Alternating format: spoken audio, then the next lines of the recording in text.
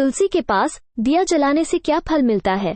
एक बार माता लक्ष्मी भगवान विष्णु से पूछती है, हे स्वामी, तुलसी के पास दीपक जलाने का क्या महत्व है और रोज शाम को तुलसी के पास दीपक क्यों जलाया जाता है, इससे मनुष्य को कौन सा फल प्राप्त होता है। तुलसी के पास दीपक जलाने की विधि क्या है तथा दीपक जलाते समय कौन से मंत्र का उच्चारण करना चाहिए, कृपया आप मुझे विस्तार से बताइए। तब भगवान विष्णु कहते हैं, हे देवी, आज आपने समस्त मानव जाति के कल्याण के लिए बहुत ही महत्वपूर्ण प्रश्न किया है। आपके इस प्रश्न का उत्तर देने से पूर्व मैं आपको एक प्राचीन कथा सुनाता हूँ, जिससे आपको सभी प्रश्नों के उत्तर मिल जाएंगे। इसलिए आप इस कथा को ध्यान पूर्वक सुनिए। इस कथा को ध्यान से पूरा सुनने मात्र से ही मनुष्य को 100 वर्षों तक तुलसी के पास दीपक जलाने का पुण्य प्राप्त होता है। फिर माता लक्ष्मी कहती हैं, हे स्वामी, मैं इस कथा को सुनने के लिए उत्सुक हूँ, कृपया आप इस कथा को सुनाना प्रारंभ कीजिए। तब भगवान विष्णु माता लक्ष्मी को वो कथा सुनाने लगते हैं। हे देवी, पूर्व काल की बात है। दक्षिण दिशा में तुंगभद्रा नाम की एक बहुत बड़ी नदी है। इस नदी के किनारे पर हरिहरपुर नाम का एक अत्यंत सुंदर नगर बसा हुआ था। उसी नगर में काशी नाम के एक ब्राह्मण निवास करते थे। वे अत्यंत गुणवान, चरित्रवान, धर्म कार्य करने वाले तथा वेदों के मार्ग पर चलने वाले थे। उन्होंने समस्त शास्त्र का अध्ययन किया हुआ था। उस ब्राह्मण की एक पत्नी थी, जिसे लोग दुराचार कहकर पुकारते थे, क्योंकि उसके कर्म ही उसके नाम के अनुसार थे। वो सदैव ही अपने पति को अपमानित करती थी। वह अपने पति के लिए कुवाच्य कहती थी, पति को भयंकर दुख देती थी, पति के लिए कभी भोजन नहीं बनाती थी। उसने अपने पति के साथ कभी शयन नहीं किया, कभी उसके साथ प्रेम से व्यवहार नहीं किया। पति के मित्र, परिवार के लोग घर पर आते तो वो स्त्री उनको अपमानित करके भगा दिया करती थी और स्वयं काम भाव से उन्मत्त होकर निरंतर अन्य व्याभिचारिणी स्त्रियों के साथ घूमा करती थी। उसका मन पति को छोड़कर पराये पुरुषों में लगा रहता था। उसने कभी अपने पति से प्रेम से बात नहीं की, किंतु पराये पुरुषों के संग बैठकर बातें करती थी। पराये पुरुषों को मोहित करने के लिए सज धज कर गांव में घूमने जाया करती थी। कभी वह वन में किसी वृक्ष के नीचे खड़ी रहकर सुंदर पुरुषों की राह देखने लगती और किसी दुष्ट पुरुष को मोहित करके उसके संग भोग विलास किया करती थी। फिर एक दिन वो दुराचारिणी स्त्री वन में जाकर एक वृक्ष के नीचे खड़ी हो गई। उसका चित्त काम से भरा हुआ था। वो किसी सुंदर कामी पुरुष की राह देख रही थी, किंतु बहुत समय निकलने के बाद भी उस स्थान पर कोई पुरुष नहीं आया। इसलिए वो अत्यंत दुखी हो गई और प्रियतम की खोज में इधर उधर देखने लगी।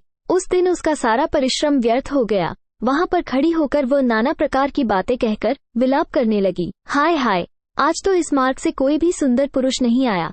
अब मैं कैसे अपने काम वासना को शांत करूं? आज की रात कैसे बीतेगी? वो जोर जोर से विलाप करने लगी। उस जंगल में एक भयानक बाघ निवास करता था। उस पापिनी स्त्री की आवाज सुनकर वो जाग गया और उछलकर उस स्त्री का भक्षण करने के लिए उसके पास आ गया। उस भयंकर बाघ को देखकर उस स्त्री के पसीने छूटने लगे। वो भय से थर थर कांपने लगी। वह स्त्री कुछ करती, इतने में ही उस बाघ ने अपने पंजे से उसे घायल कर दिया और वह स्त्री जमीन पर गिर पड़ी। जमीन पर गिरते ही वह स्त्री चिल्लाते हुए बोली, अरे बाघ, तू किस लिए यहाँ पर आया है? मुझे क्यों मार रहे हो? मैं यहाँ पर अपने प्रियतम को खोज रही हूँ।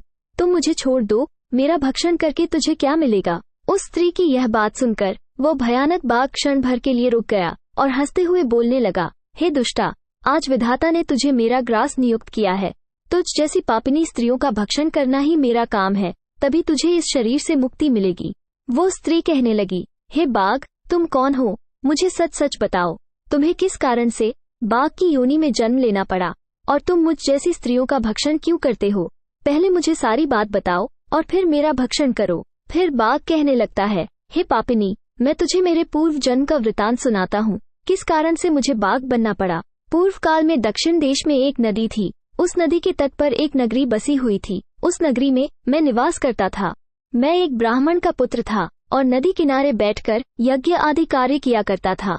मैंने उस जन्म में अनेक पापियों के लिए यज्ञ किया, उन पापियों के घर का भोजन किया। मैंने धन के लोभ से अनेक पापियों के लिए कार्य किया। जिन वस्तुओं का दान ब्राह्मण को नहीं लेना चाहिए, उन वस्तुओं का दान भी मैंने ग्रहण किया और दूसरों से धन लेता था, लेकिन कभी वापस नहीं करता था। इस प्रकार से पाप करते हुए मुझे बहुत साल बीत गए और मैं बूढ़ा हो गया। मेरे बाल सफेद हो गए, आंखें सूज गई, मुंह के सारे दांत गिर गए, लेकिन फिर भी मेरी दान लेने की आदत नहीं छूटी और मैं पाप करता गया। फिर एक दिन मैं धन के लोभ से नदी किनारे गया और अन्य धूर्त ब्राह्मणों के साथ मिलकर हमने लोगों को ठगा।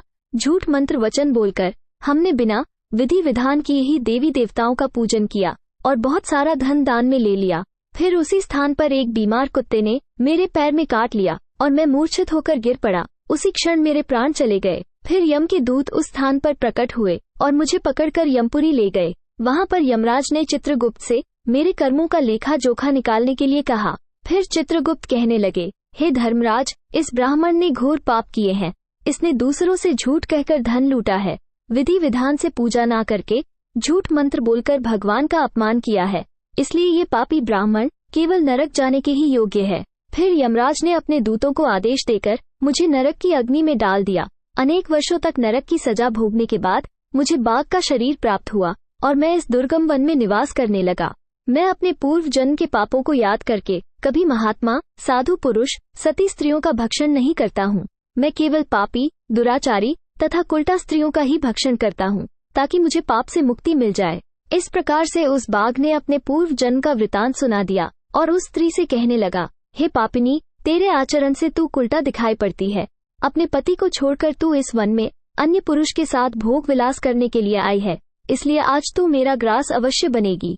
इतना कहकर उस बाघ ने अपने तीक्ष्ण नाखून से उस पापी स्त्री के टुकड़े टुकड़े करके उसे खा लिया। फिर उस स्थान पर यम के दूत प्रकट हुए और उस पापिनी स्त्री को उठाकर यमपुरी ले गए। वहां पर उसे यमराज के सामने खड़ा किया गया। फिर चित्रगुप्त ने उस स्त्री का लेखा जोखा निकालते हुए यमराज से कहने लगे, हे धर्मराज, ये स्त्री तो अत्यंत पापिनी है। इसने घोर पाप किए हैं। इसने व्यभिचार किया है।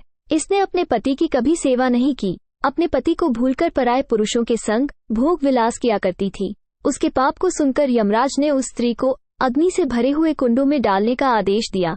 अनेक वर्षों तक उसे उस कुंड में पकाया गया। फिर उसे निकालकर दूसरे नरक में डाल दिया गया। इस प्रकार से उसे अनेक वर्षों तक अलग अलग नरकों में डाला गया और नरकों में डालने के बाद वो महापापी स्त्री पुनः पृथ्वी लोक पर आकर चांडाल के रूप में उत्पन्न हुई। चांडाल के घर में जन्म लेकर वह फिर से अनेक पाप करने लगी, व्याभिचार करने लगी, अनेक पापी पुरुषों के संग विहार करने लगी। कुछ समय बाद पूर्व जन्म के पापों के कारण उसे कोढ़ का रोग हो गया और वह भयानक पीड़ा सहन करने लगी। उसका अंग अंग जलने लगा, उसके नेत्रों में पीड़ा होने लगी। इस दुख को सहन करती हुई वो दिन बीताने लगी। फिर एक दिन वह तीर्थ में स्नान करने के उद्देश्य से अनंतपुरा में चली गई। वहां पर वह एक आश्रम के बाहर निवास करने लगी। वहां उस आश्रम में एक तुलसी का पौधा था। अन्य स्त्रियों को वहां पर तुलसी के पास दीपक जलाते हुए देखकर उस पापी स्त्री ने भी वही किया। उसने तुलसी के पौधे के पास एक दीपक जला दिया।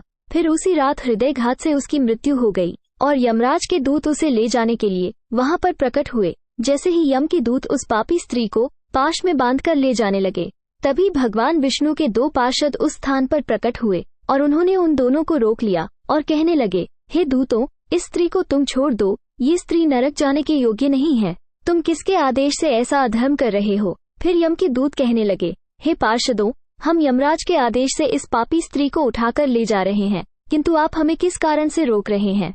ये स्त्री अत्यंत पापी है, इसे नरक में ले जाने की आज्ञा मिली है। फिर पार्षद कहने लगे, हे दूतों, ये स्त्री तो विष्णु भक्त है, यह नरक जाने योग्य नहीं है।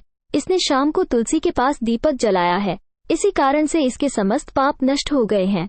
इसलिए अब यह नरक जाने के योग्य नहीं है, ये स्वर्ग जाने की अधिकारी बन चुकी है। पार्षदों की बात सुनकर यमदूतों ने उस स्त्री को उस स्थान पर छोड़ दिया और यमलोक लौट गए। वहां जाकर उन्होंने यमराज को सारा वृतांत सुना दिया। फिर भगवान विष्णु के पार्षद उस स्त्री को दिव्य विमान में बिठाकर स्वर्ग लोक ले गए। भगवान विष्णु कहते हैं, हे देवी, इस प्रकार से तुलसी के पास केवल दीपक जलाने मात्र से ही मनुष्य के सभी पाप नष्ट हो जाते हैं। जो स्त्री नित्य शाम को तुलसी के पास दीपक जलाती है, वो सौभाग्यशाली बनती है। उसके पूर्व जन्मों के सभी पाप नष्ट हो जाते हैं। उसे सुख समृद्धि की प्राप्ति होती है। रोज तुलसी के पास दीपक जलाते समय इस मंत्र का उच्चारण करना चाहिए। ओम तुलसी देव्यै च विद्महे विष्णु प्रियाय च धीमहि तन्नो वृंदा प्रचोदयात्, जिसका अर्थ होता है, विष्णु प्रिय तुलसी, मैं आपको नमन करती हूँ, आप मुझे उच्च बुद्धि दो। हे वृंदा, आप मेरे मन को रोशन करो। भगवान विष्णु कहते हैं, हे देवी, हजारों अमृत के घड़ों से नहलाने पर भी श्री हरि विष्णु को उतनी तृप्ति नहीं होती जितनी वे मनुष्यों के द्वारा तुलसी का एक पत्ता चढ़ाने से प्राप्त करते हैं। 10,000 गौ दान से मानव जो फल प्राप्त करता है, वही फल तुलसी पत्र के दान से पा लेता है। जो मृत्यु के समय अपने मुख में तुलसी पत्र का जल पा जाता है, वो संपूर्ण पापों से मुक्त होकर भगवान श्री हरि विष्णु के धाम जाता है। हिंदू धर्म में तुलसी के पौधे का महत्व सबसे अधिक है। इसकी सबसे पहले पूजा भगवान विष्णु ने की थी। भगवान विष्णु कहते हैं, जिस प्रकार से देवी लक्ष्मी से वैकुंठ को ऐश्वर्य प्राप्त है, उसी प्रकार से बैकुंठ में तुलसी के कारण ही पवित्रता प्राप्त है। पृथ्वी लोक पर जिस स्थान पर भी तुलसी का पौधा होगा, उस स्थान पर कभी बुराई का वास नहीं होगा। ऐसा स्थान सबसे अधिक पवित्र होगा। इसी कारण से हमें हमारे घर में तुलसी का पौधा अवश्य लगाना चाहिए। इस प्रकार से भगवान विष्णु ने तुलसी के पास दिया जलाने का महत्व बताया। वीडियो अच्छी लगी हो तो लाइक, शेयर और ऐसे ही वीडियो को देखने के लिए हमारे चैनल को सब्सक्राइब जरूर करें। धन्यवाद।